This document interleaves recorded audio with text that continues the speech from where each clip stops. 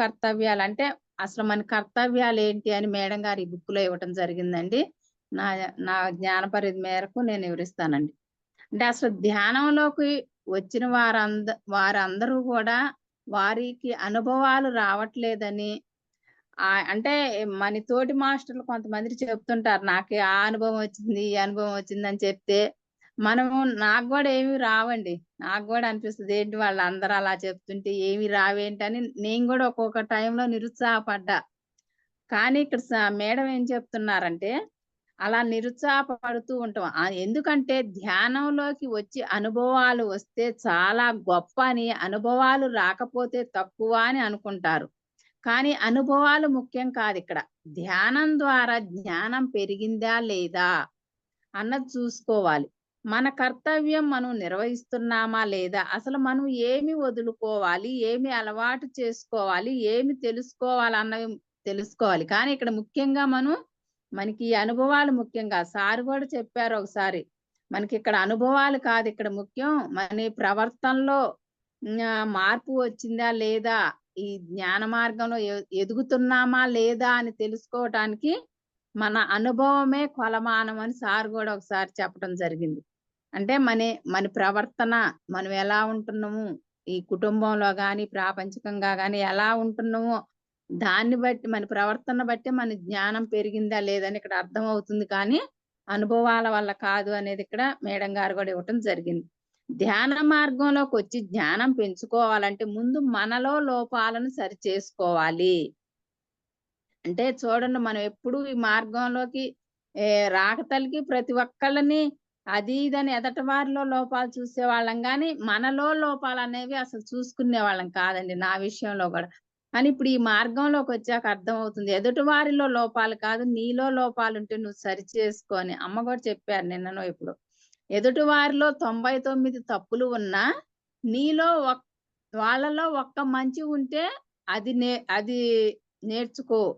అలానే నీలో 99 ఒప్పులు ఉన్నా, ఒక్క ఒక చెడు ఉంటే దాన్ని సరిదిద్దుకో అని అమ్మ చెప్పదండి. అంటే మనలో 99 ఒప్పులుండి, ఒక చెడు ఉన్నా దాన్ని గూడా మనం సరిచేసుకోవాలి ఈ మార్గంలో అనేది ఇక్కడ అర్థమవుతుంది. చాలా మంది ధ్యానం చేస్తే కర్మలు పోతాయి అనుకుంటారు. కానీ ఊరికే ధ్యానం చేసినంత మాత్రాన కర్మలు పోవు. అంటే చూడండి ఇప్పుడు ఎంతటి వోళ్ళైనా ఇప్పుడు చూడండి రమణ మహర్షులంతటి గొప్ప మహానుభావులే తనకు క్యాన్సర్ వస్తే తగ్గించుకునే శక్తి ఉండా కూడా మళ్ళా జన్మకు కారణం అవుతుంది. కర్మ అనుభవించాల్సిందే. ఈ దేహంతో ఏదైతే తెచ్చుకున్నామో ఆ కర్మ అనుభవించాలి అని చెప్పారు. అంటే ఇప్పుడు ధ్యానం చేసినంత మాత్రాన కర్మలు పోవు అని చెబుతున్నారు. ఇప్పుడు చూడండి ఇప్పుడు మనం ధ్యానంలో కూర్చుంటున్నాం. ఆ ధ్యానం కుదురుతుందా? నిద్రపోతున్నామా? ఆలోచిస్తున్నామా? ఎవరికి వాళ్ళకి అర్థమవుతుందది. ఆ ధ్యానం మనం శూన్య స్థితికి ఎళ్ళినప్పుడే, ఆలోచన రహిత స్థితికి ఎళ్ళినప్పుడు మాత్రమే మనం ఆ విశ్వశక్తిని తీసుకోగలుగుతాము. అలా శక్తిని తీసుకున్నప్పుడు మాత్రమే మన నాడీ మండల శుద్ధి జరుగుతుంది. అప్పుడే మనలో ఉన్న ఈ రోగాలనేవి, కర్మలు కొంచెం తగ్గుతూ ఉంటాయని చెప్తారు. కానీ మనం చేసే సాధన ఎంత, మన కర్మలు ఎంతున్నయి, ఇవి గూడా బేరేజ్ జేసుకోవాలని అమ్మ చెప్తూ ఉంటారు. చెప్తారుగా వశిష్ఠులు వారు.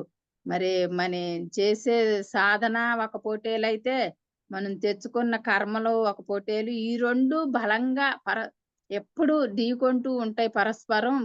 మరి వాటిల్లో ఏది బలంగా ఉంటే అదే నెగ్గుతుంది అని చెప్పారు. అంటే ఇక్కడ మనకి సాధన బలంగా ఉందా? ఈ కర్మలు బలంగా ఉన్నాయనేది మనకు మనం ఎవరికి వాళ్ళము చూసుకోగలగాలి. ఒక చిన్న ఉదాహరణ చూద్దామండి. ఒక యజ్ఞగుండంలో సమిధలు వేశారనుకుందాం.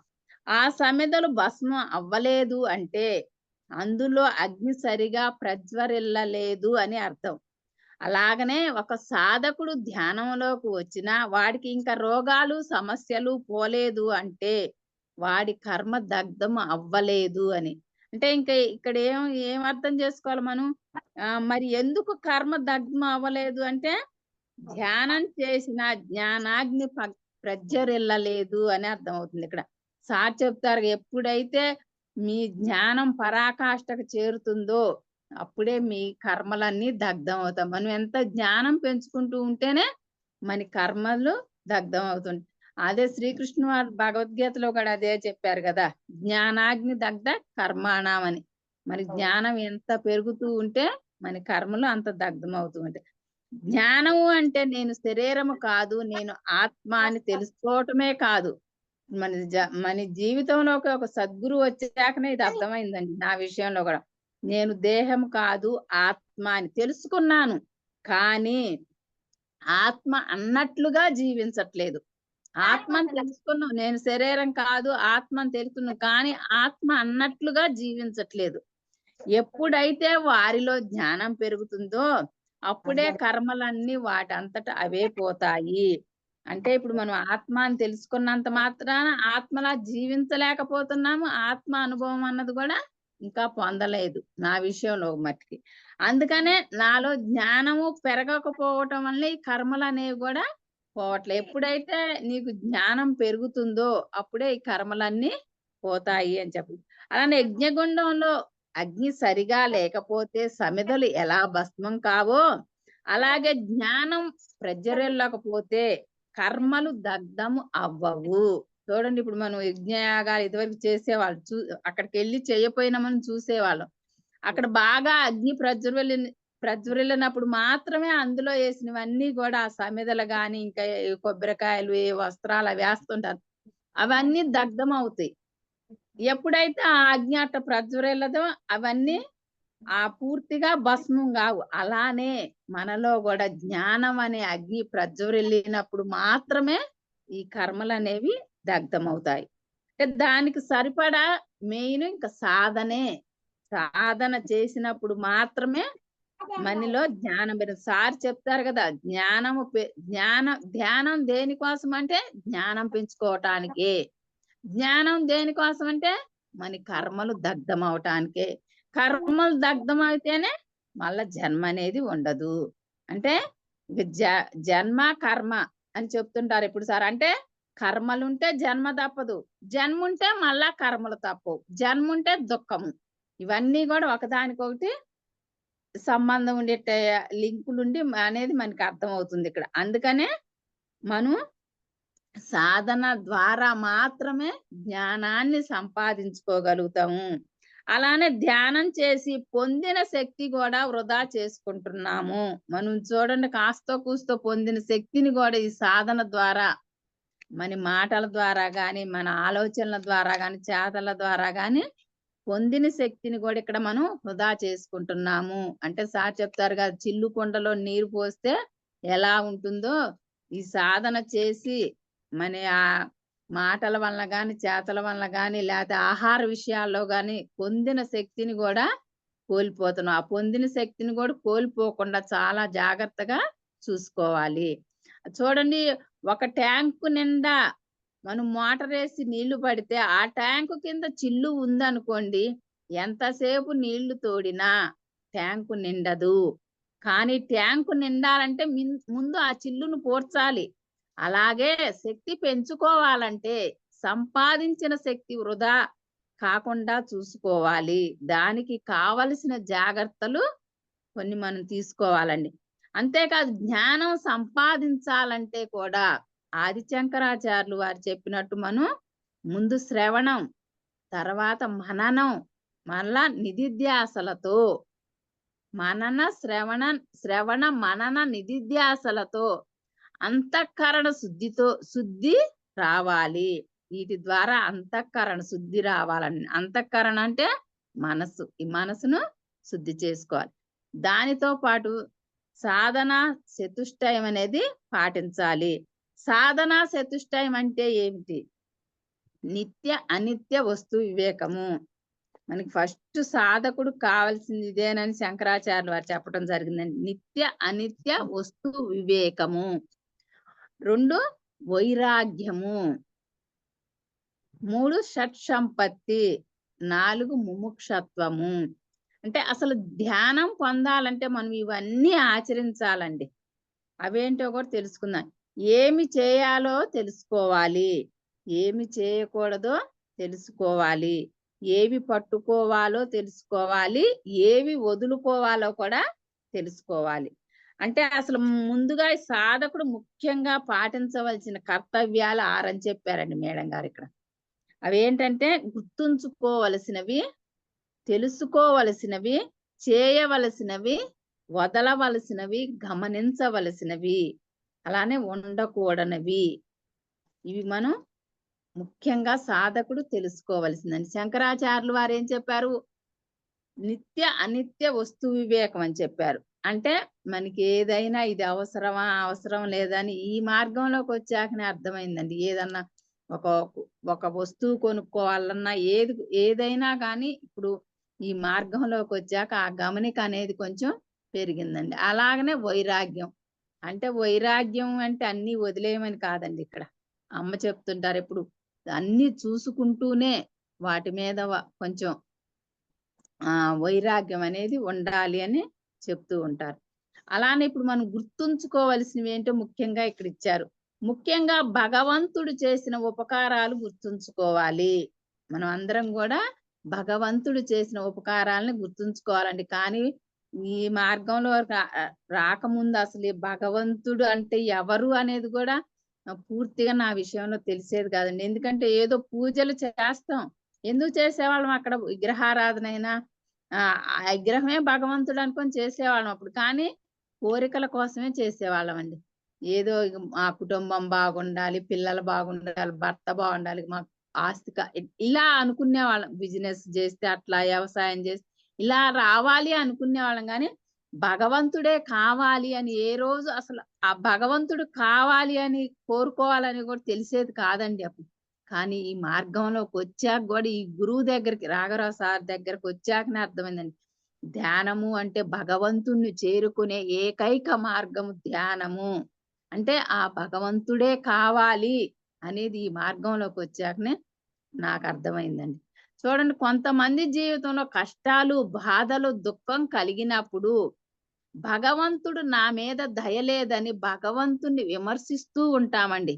కానీ వాళ్ళ జీవితంలోని కష్టాలకు, రోగాలకు, బాధలకు కారణము వాళ్ళే అని తెలియక భగవంతునికి దయలేదు అనుకుంటారు.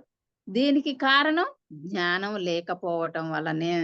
చూడండి, మనం అందరం ఈ మార్గంలోకి వచ్చిన సార్ దగ్గరకు వచ్చే వరకు మట్టికి మరి భగవంతుడు ఎవరో తెలిసేది కాదు.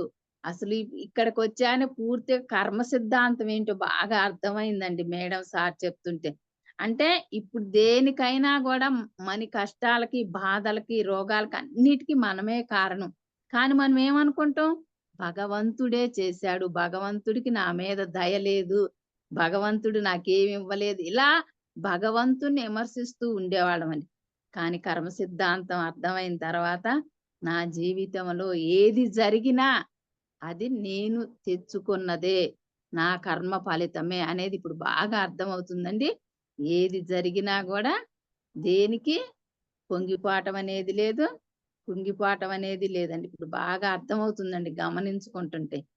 అలానే ఒక చిన్న ఉదాహరణ, ఒకతను ఎప్పుడు భగవంతుడు నా మీద దయలేదు అని అనుకుంటూ ఉంటాడు. అలా పైకి అనుకుంటున్నప్పుడు అటువైపు వెళ్తున్న ఒక యోగి అనుకున్నాడంట, రోజు ఏంటి అని ఇలా అంటున్నాడని. ఒక రోజు ఏం చేశాడంట ఆయన, ఆ నువ్వు దయలేదు అంటున్నావు కదా, భగవంతుడు నా మీద దయలేదు అంటున్నావు కదా, నేను ఒకటి అడుగుతా ఇస్తావా అన్నాడంట. అతడు ఏమిటి అని అంటే, నాకు నీ కళ్ళు ఇస్తావా అని యోగి అడిగాడంట. అప్పుడు అతను ఏం చెప్పాడంట, మీరు కళ్ళు అడుగుతారేంటి, కళ్ళు లేకపోతే నేను ఎలా జీవించాలి అని అన్నాడంట. అంటే ఆ యోగి అన్నాడంట, నేను ₹1,00,00,000 ఇస్తాను, నేను నీ కళ్ళు నాకు ఇవ్వు అంటే ఆ డబ్బుతో నువ్వు ఎంచక్కా ఎంజాయ్ చేయొచ్చు, మేడ కట్టుకోవచ్చు అని చెప్పాడంట. చెప్తే ఆ యోగి ఏమన్నాడు, అసలు కళ్ళు లేకపోతే అసలు ఇంక నాకు ఏమి కనిపిస్తది, నేను ఎలా బ్రతకాలి, అంతా శూన్యమే కదా కళ్ళు లేకపోతే, నేను కళ్ళు ఇవ్వను అన్నాడంట. సరే నువ్వు కళ్ళు ఇవ్వకపోతే మర్లే సరే, నీ వినికిడి శక్తి నాకివ్వు, నీకు ఇంకా ₹1,00,00,000 ఇస్తాను అని యోగి అడిగాడంట. అడిగితే తను అది కూడా ఇవ్వనన్నాడంట. అలా ఒక్కొక్కటి యోగి అడుగుతున్నాడంట.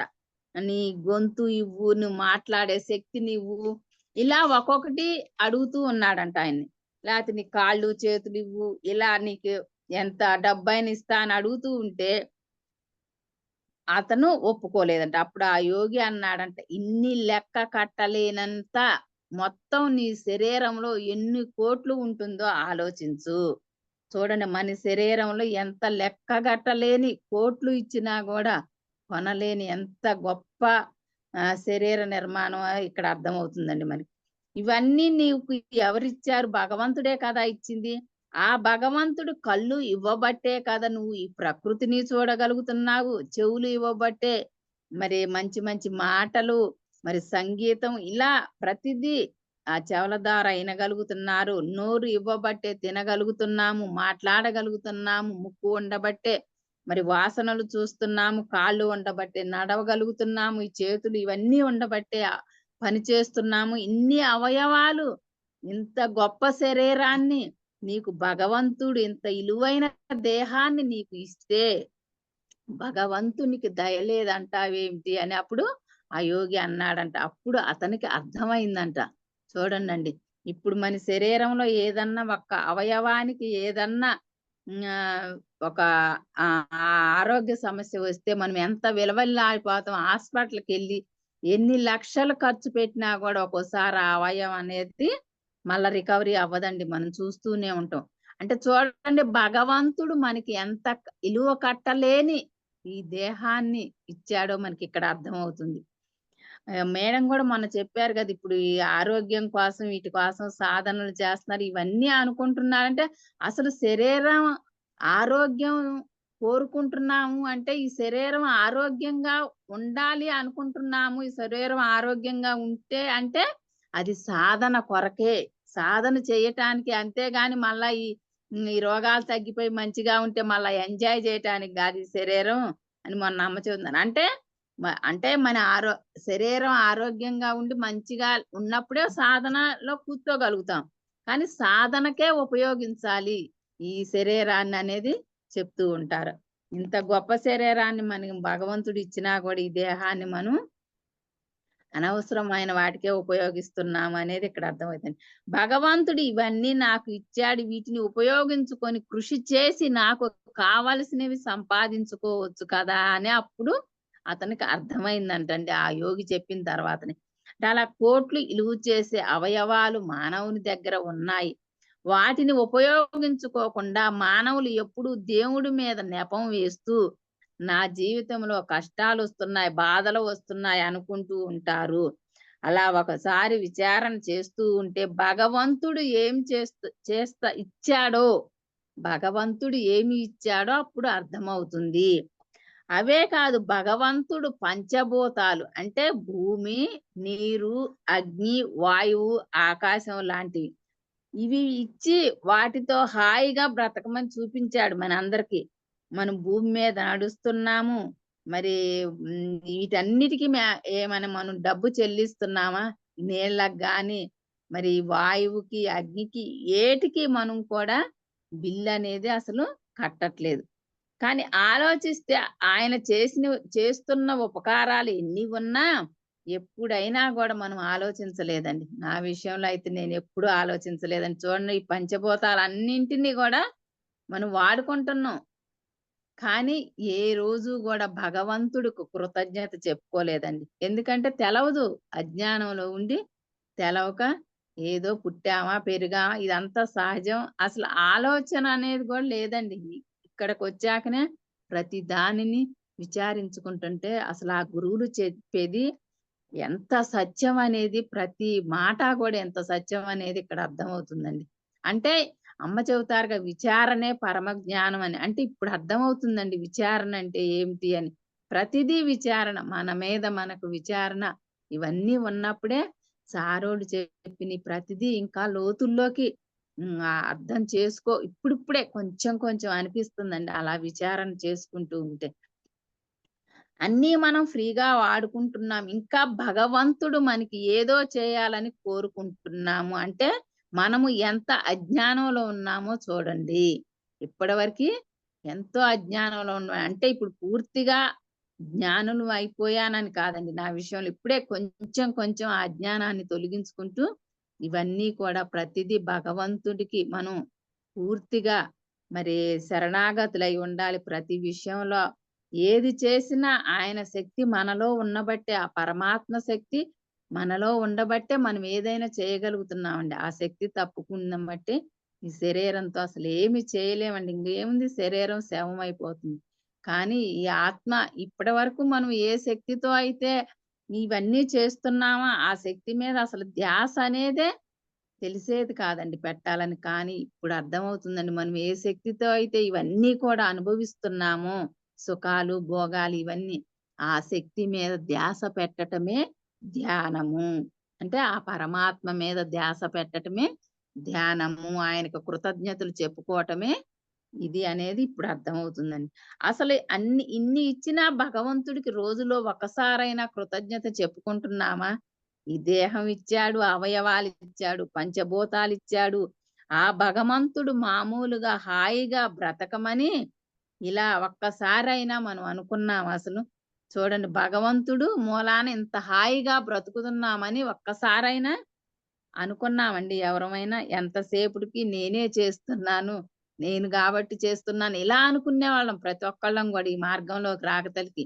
నేనైతే అంతే అనుకునేదాన్నండి. కుటుంబంలో నేను కాబట్టి చేస్తున్నాను ఈ పనులన్నీ, ఇలానే అనుకునేవాళ్ళం. కానీ ఆ భగవంతుడు వల్లే ఇవన్నీ చేస్తున్నాము. ప్రతిదీనండి. ఇప్పుడు నేను ఈ క్లాస్ చెప్తున్నాననుకోండి, ఆ భగవంతుడి కృప వల్లనే చెప్పగలుగుతున్నాను. అసలు ఈ లాస్ట్ మినిట్‌లోనండి, ఇప్పటి వరకు రాలా, ఇంకెందుకో సడెన్‌గా ఆలోచనొచ్చి ఇక పక్కకొచ్చి సుధా రాణి ఫోన్‌లో జాయిన్ అంటే చూడండి తపన అసలు ఇంతగా భగవంతుడిచ్చిన అవకాశం చేజారిపోతుందే అనిపిచ్చింది నాకు. అంటే భగవంతుడు మనకెన్ని అవకాశాలిచ్చినా వాటిని సద్వినియోగం చేసుకోవాలి. ఎవరు ఫోను జేసి అడిగినా క్లాస్ ఆ పరమాత్మే మన్నడిగాడు అని, ఆ పరమాత్మ, అందరూ పరమాత్మ స్వరూపులే. ఆ పరమాత్మకు మనం కృతజ్ఞత భావంతో ఉండగలగాలండి. అందుకే భగవంతుడు చేసిన ఉపకారాలు ఇచ్చినవి గుర్తుంచుకుంటూ సదా భగవంతునికి కృతజ్ఞతలు చెప్పుకుంటూ ఉండాలి. మనం అసలు ఎంతసేపు నేను చేస్తున్నాను అనుకుంటాము. కానీ అన్నీ భగవంతుని దయ వల్ల వస్తుంది అనుకోవటం లేదు. అలా అనుకున్న రోజులు భగవంతుడు మనకిచ్చినవన్నీ ఎంత గొప్పవో, ఎంత ఇలువైనవో అన్నది అర్థమవుతుంది. ఇప్పుడు మనకి అర్థమవుతుందండి. ఎంత గొప్పవో భగవంతుడు మనకిచ్చినవి అని. అందుచేత భగవంతుడు ఇచ్చినవన్నీ గుర్తు పెట్టుకొని కృతజ్ఞత తెలు కృతజ్ఞత తెలుపుకోవటం మానవుని మొదటి కర్తవ్యము. చూడండి, మనం ఫస్ట్ కర్తవ్యం ఏంటి అంటే భగవంతుడికి కృతజ్ఞతగా ఉండటమే మన కర్తవ్యం. ఇంత ఇలువైన దేహాన్ని, అవయవాల్ని ఇచ్చాడు.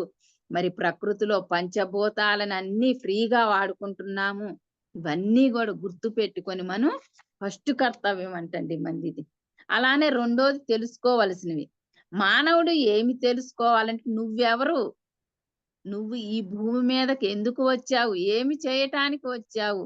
నీ జీవిత గమ్యమేమిటి? నీ లక్ష్యమేమిటి అని తెలుసుకోవటానికే. అసలు మనము ఈ భూమి మీద జన్మ తీసుకున్నదే దానికంటండి. ఆత్మ ఎదుగుదలకే మనం అసలు భూమి మీదకొచ్చింది. కానీ అది మర్చిపోయి జీవిస్తున్నాం. ఈ సద్గురువు మన జీవితంలో ఒక సద్గురువు వచ్చాకనే అర్థమవుతుందండి. నేనెవరిని? అసలు నేనెందుకొచ్చాను ఈ భూమి మీదకి? మళ్ళా అసలు నా జీవిత గమ్యమేమిటి? నా లక్ష్యమేమిటని ఈ పదాలన్నీ గూడా ఈ రాఘరావు దగ్గరకొచ్చాకనే ఇనగలుగుతున్నామండి. నేను ఎవరిని అంటే, నేను దేహం కాదు ఆత్మను అని ఇక్కడ అర్థమవుతుందండి. ఎక్కడి నుంచి వచ్చావంటే, సత్యలోకం నుంచి వచ్చాను. ఎందుకు వచ్చావు అంటే, మరలా సత్యలోకం చేరుకోవటానికి. ఈ దేహంతో మరి నేనేం చేయాలి అంటే, అన్నీ అన్నవి తెలుసుకొని ఆచరించడానికి వచ్చాం. ప్రతి మానవుడు తెలుసుకోవాలి. ఇవన్నీ కూడా ప్రతి మానవుడు తెలుసుకోవాలంట. మేడం చెప్తారుగా, ఎనకా ముందు ప్రతి ఒక్కళ్ళు గూడా ఈ సాధన చేసి జ్ఞానం పొందాల్సిందే చివరి మానవుడి వరకి గూడా అని చెప్తూ ఉంటారు. ప్రాపంచిక జీవితంలో ఇలాంటివేమీ గూడా తెలుసుకోలేమండి. ప్రాపంచికంగా చూడండి, ప్రతి ఒక్కళ్ళు ఈ కనిపించే దేహమే నేననుకునేవాళ్ళం ఈ మార్గంలోకి రాకతలకి. కానీ ఇప్పుడు మనం ఎవరికైనా చెబుతున్నా గూడా అసలు ఒక్కొక్కళ్ళు ఇనిపించుకోరండి. ఈ కనిపించే దేహమే అనుకుంటారు గానీ, ఆత్మ అని చెప్తుంటే, కనిపించని ఆత్మ ఏముంది, కనిపించే జీవితం సక్రమంగా ఎళ్ళిపోతే సారులే, తర్వాత ఎవరు చూసొచ్చారులే అనే మాటలు గూడా మనం వింటూ ఉన్నామండి. కానీ ప్రాపంచిక జీవితంలో ఇవేమి తెలవదు. ధ్యానంలోకి వచ్చాక మాత్రమే మనం ఎవరమో, మన గమ్యమేమిటో, మన లక్ష్యమేమిటో తెలుసుకుంటాము. కానీ దానికి ధ్యానం చేయాలని కూడా తెలుసుకుంటాం. అంతేకాని ప్రాపంచిక సుఖాల కోసం, శరీర సుఖం కోసం, సంపదల కోసం ధ్యానం కాదు. వీటన్నిటి కోసం ధ్యానం కాదండి. జ్ఞానం కోసమే ధ్యానం చేయాలని తెలుసుకుంటాం. జ్ఞానం అనేది శాశ్వతమైనది కూడా వచ్చేది. అవన్నీ కూడా అశాశ్వతమైనవండి. ఆ భోగాలు, శారీరక సుఖాలు, సంపదలు ఇవన్నీ కూడా ఉండాలి. కానీ అవి అశాశ్వతము. శాశ్వతంగా మనతో పాటు వచ్చేది మనం సంపాదించుకున్న జ్ఞానము. ఎన్ని కోట్లు ఇచ్చినా దొరకనిది అటువంటి జ్ఞానం ఒక్క ధ్యాన సాధనలో మాత్రమే దొరుకుతుంది. అంటే మనం ధ్యానం చేసినప్పుడు మాత్రమే ఈ జ్ఞానాన్ని ఇప్పుడు సారు మేడం వాళ్ళు చెప్పే జ్ఞానాన్ని కూడా మనకి అర్థం కావాలంటే ధ్యానం చేస్తే మాత్రమే అర్థమవుతుందండి. సారోళ్ళు చెప్పేవి కూడా మనకి. ఎంత సాధన చేస్తామో అంత జ్ఞానం పెరుగుతుంది. ఎంత జ్ఞానం వస్తుందో అప్పుడు మాత్రమే ఎక్కడి నుంచి వచ్చాము, ఎక్కడికి చేరుకోవాలి, మన జీవిత గమ్యం ఏమిటి, మన జీవిత లక్ష్యం ఏమిటి అన్నవి తెలుస్తాయండి. ఇప్పుడు మన అందరికి ఇప్పుడు జూమ్‌లో ఉన్న వాళ్ళందరికీ రాఘరాగారి దగ్గరకు వచ్చిన వాళ్ళందరికీ ఇప్పుడు బాగా అర్థమవుతుందండి. అసలు మనం ఎక్కడి నుంచి వచ్చాం, మళ్ళా ఎక్కడికెళ్ళాలి అనేది ఇప్పుడు బాగా మనందరికీ తెలుస్తుందండి. మానవులు అసలు స్వస్థానం సత్యలోకం. అక్కడి నుండి వచ్చిన వారు మళ్ళీ అక్కడికే వెళ్ళాలి. దానికి ధ్యానం తప్ప ఏరే మార్గం లేదు. ఈ భూమి మీద చేసే ధ్యానమే ఈ లోకంలో ప్రవేశం కల్పించేది. ఆ లోకాల్లో ప్రవేశం కల్పించేది మనం చేసే సాధన, జ్ఞానం వల్ల మాత్రమేనంటండి. మనం ఈ ఇక్కడ ఈ భూలోకంలో ఎంత ధనం సంపాదించినా మనం ఆ లోకాలు చేరుకోలేమండి.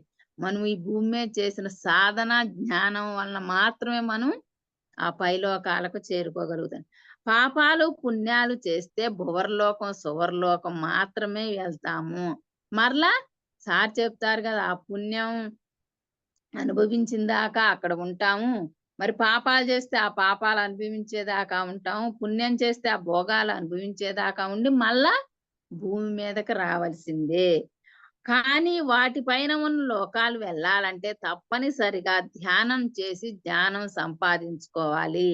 అంటే సార్ చెప్తారు కదా, జనాలోకం పైకెళ్ళాలి అంటే మన సాధన, జ్ఞానం ఉంటే మాత్రమే జనాలోకం పైలోకానికి వెళ్తారు అని సార్ ఎప్పుడు మనకి చెబుతారు. మీరందరూ జనాలోకం దాటాలి అని.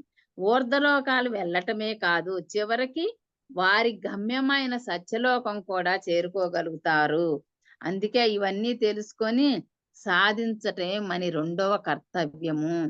అంటే మనం ఎక్కడికెళ్ళాలో ఇవన్నీ కూడా ఈ రెండో దాంట్లో మనం తెలుసుకోవటమే మన రెండో కర్తవ్యం అని ఇక్కడ చెప్పడం జరిగింది మేడం గారు. అలాగే మూడోది చేయవలసినవి. మూడో కర్తవ్యం ఏంటి అంటే, ఎవరైనా సరే నేను ఎంత సాధన చేస్తున్నాను, ఎంత జ్ఞానం పొందుతున్నానని ఎప్పటికప్పుడు విచారణ చేసుకుంటూ ఉండాలి. సాధన సరి అయిన విధంగా చేస్తున్నామా లేదా, జ్ఞానం వచ్చిందా లేదా అని చూసుకోవాలి. సారు ఎప్పుడు అంటుంటారండి మేడం గారు గనక, మరి భీమవరం ఎన్నిసార్లు వచ్చిపోయామా అని లెక్క కాదు. అసలు మనలో ఎంత సాధన పెరిగింది, మనలో ఎంత జ్ఞానం పెరిగింది అని ఎప్పటికప్పుడు మీలో మీరు విచారించుకోవాలి. కానీ నేను ఇన్ని సంవత్సరాల నుంచి వస్తున్నా, మరి సీనియర్ మాస్టర్ని ఇలా ఇవి కాదు. మీకు మీరు ఎప్పటికప్పుడు నా విషయంలో సార్ చెప్తుంటే నాకు అదే అనిపించేదండి. భీమవరం నవ్వొచ్చేది. ఏందో ఇన్ని సార్లు వస్తున్నా పోతాను. ఇప్పటికీ సాధనలో కూడా పూర్తి స్థితంగా కాలేకపోతాను. జ్ఞానం కూడా పెరగట్లేదని సార్ అంటుంటే నా విషయంలో నాకు నవ్వొచ్చేదండి.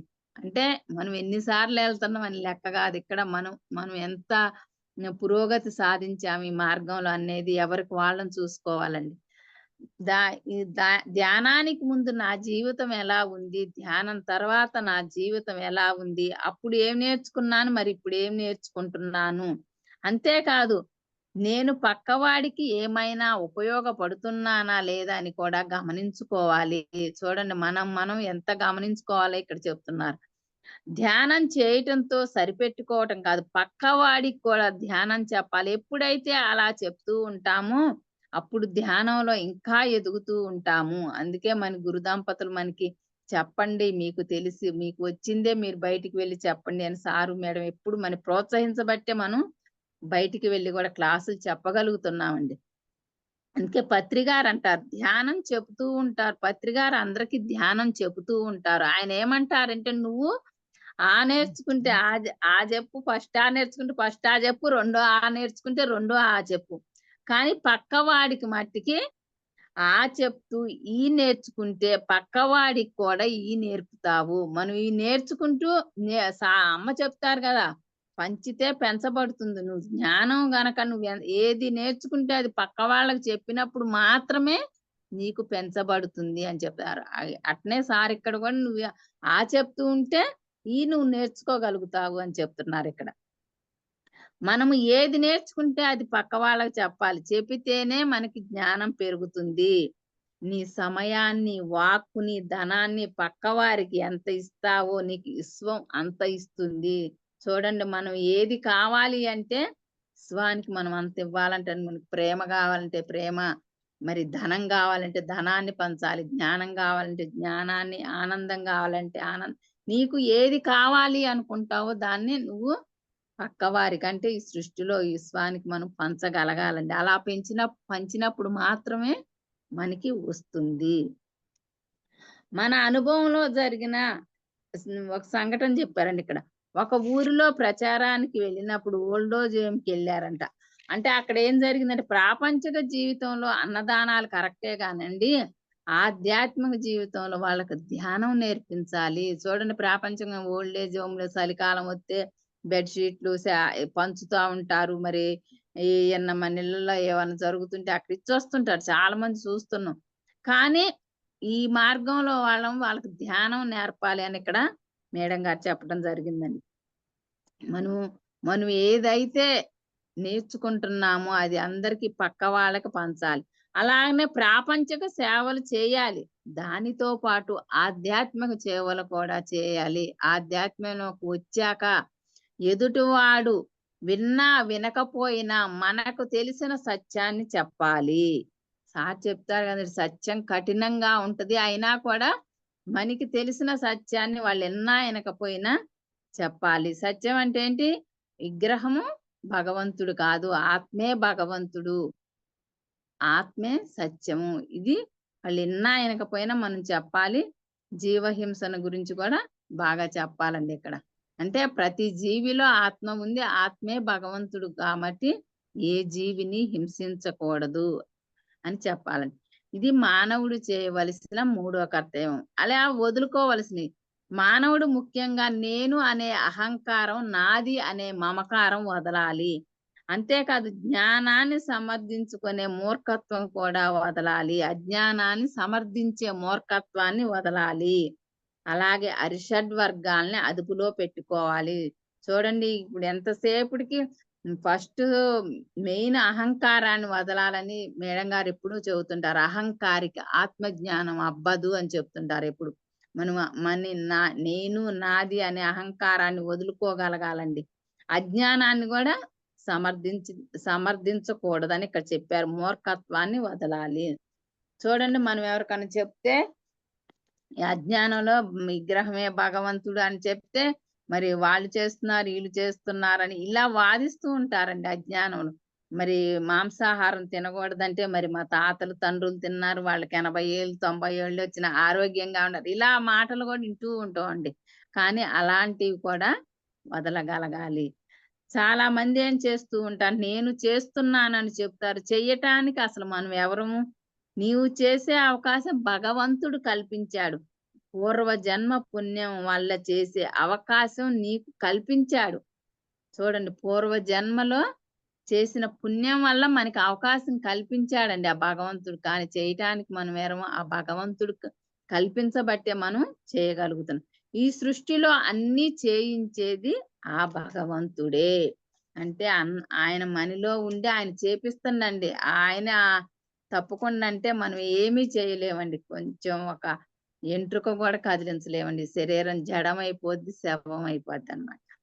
ఇలా ప్రకృతి ద్వారా ఆటంకం కలిగిస్తే నువ్వు ఏమీ చేయలేవు.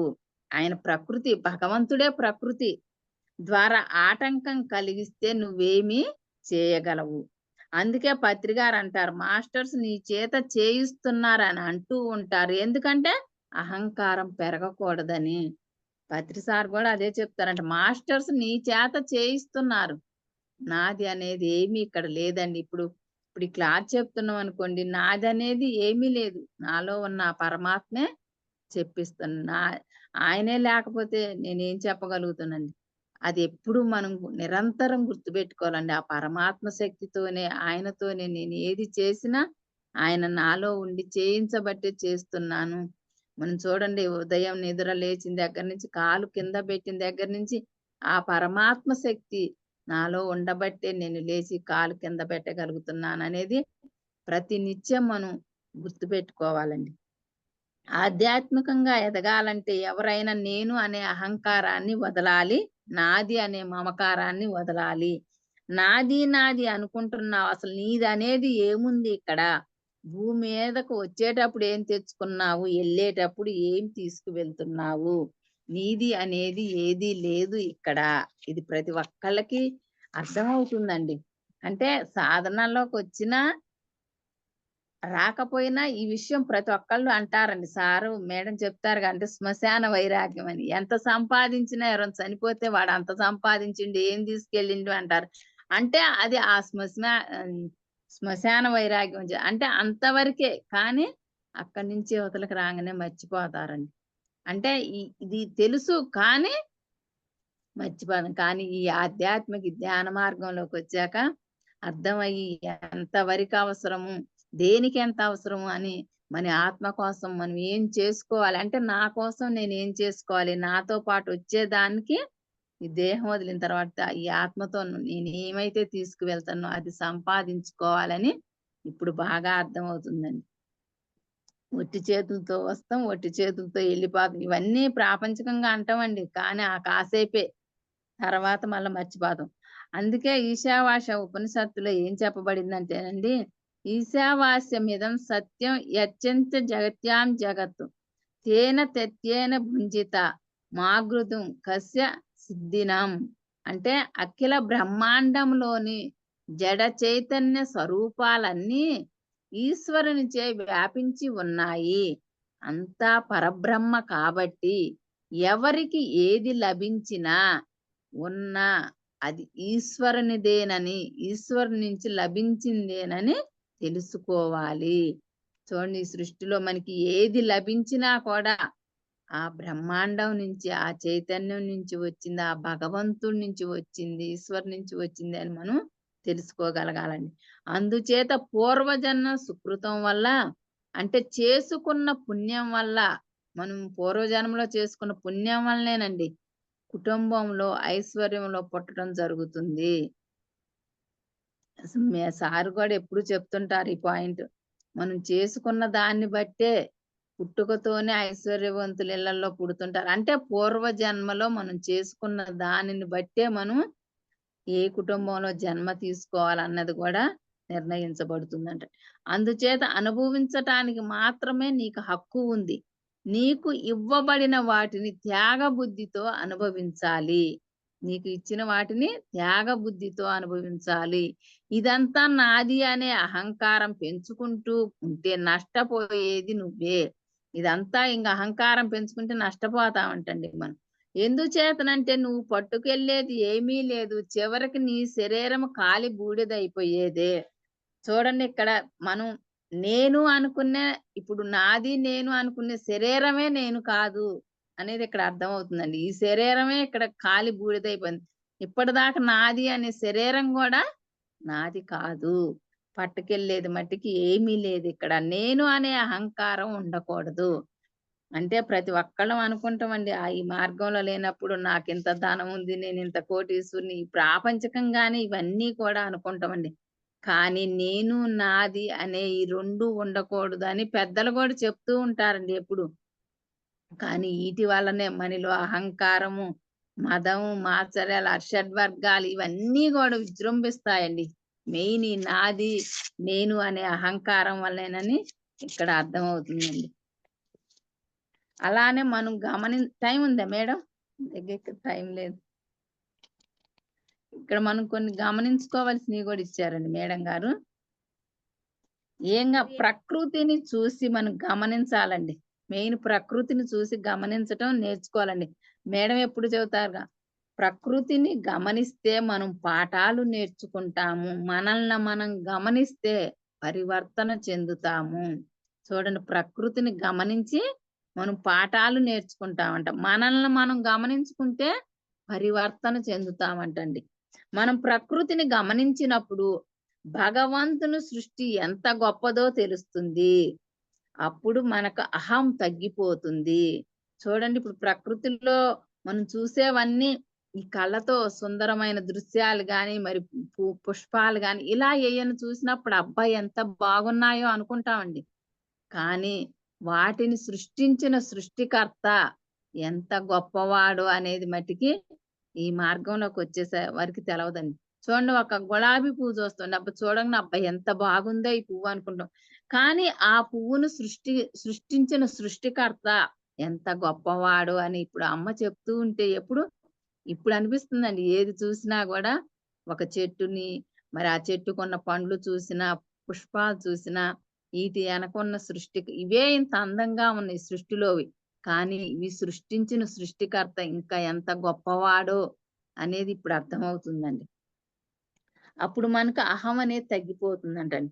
ప్రకృతిలో ఏ 2 ఆకులు ఒకేలా ఉండవు. ఏ 2 పూలు ఒకేలా ఉండవు. ఏ 2 పక్షులు గూడా ఒకేలా ఉండవు. ఏ 2 జంతువులు కూడా ఒకేలా ఉండవు. ఇది ఎంత అద్భుత సృష్టో చూడండి. ఇప్పుడు చూడండి, మానవుల్లో గమనిస్తే మనకి బాగా అర్థమవుతుందండి. ఇప్పుడు ఒకే తల్లి కడుపున పుట్టినా గూడా చూడండి, తలా ఒక రకంగా ఉంటారండి. ఏయో కొంచెం పోలికలు కొంచెం కలవనట్లుంటాయి గానండి. అసలు ఎవ్వరికీ ఒకళ్ళకొకళ్ళకి ఎంత డిఫరెంట్‌గా ఉంటారండి. ఒక్కోసారి అనిపిస్తది. చూడండి, ఇంత జనాభాలో, కోట్ల జనాభాలో గూడా ఒకలాగా ఒకళ్ళు ఉండరండి.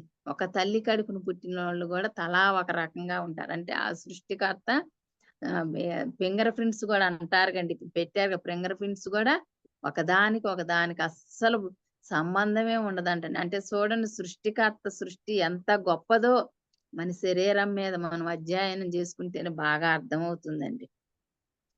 అలానే ప్రకృతిలో ఉన్న జీవులను చూసి మనం ఎన్నో పాఠాలు నేర్చుకోవచ్చు. మరి దత్తాత్రేయులు వారు చూడండి, ప్రకృతిలో 24 మంది గురువుల దగ్గర నుంచి నేర్చుకున్నారని అమ్మ ప్రత్యేకంగా ఒక బుక్కే రాశారు దత్తాత్రేయులు వారిని గురించి. ఆయన ముఖం ఎప్పుడు ఎంతో ప్రశాంతంగా ఉంటుందంట. దత్తాత్రేయులు వాళ్ళు వెళ్తూ ఉంటే యాదవ్ మహారాజు ఆయనను చూసి ఆయన ముఖం ఏంది ఎంతో ప్రశాంతంగా, ఎంతో ధీమాగా ఉన్నాడు, ఎంత చక్కగా ఉన్నాడు, ఏ ఆందోళన లేదు అని దత్తాత్రేయులు వారి దగ్గరికి వెళ్ళి ఆయన అడిగారంటండి.